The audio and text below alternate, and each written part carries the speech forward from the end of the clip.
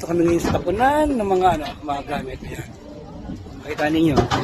So, libre na yung mga gamit dito. Yung mga jacket, kung ano-ano. Ayan.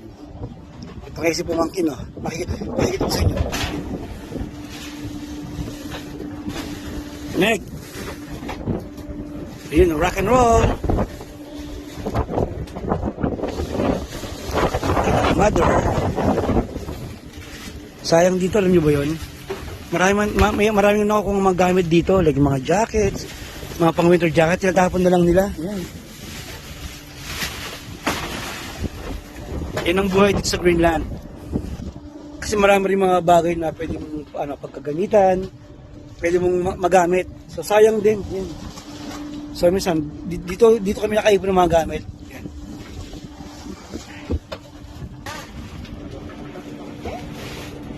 Nek, kawin ka muna. Rock and roll. Yan ang pamangkin ko. Oh, ha? Ayan.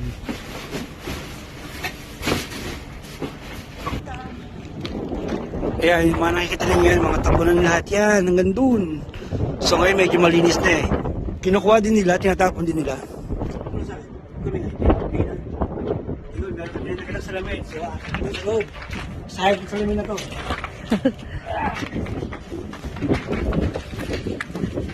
Hindi ko lang buko siya. Buko yung salamin.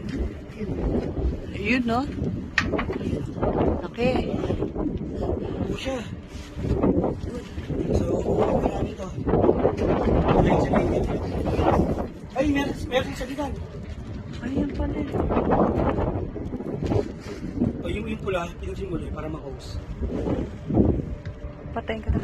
Ba, yung pula lang. Hindi na. Gawin namin ito. Ito mga kalakal dito. Diba? Ayun, okay? Hose muli. Saka, syempre. Okay, go.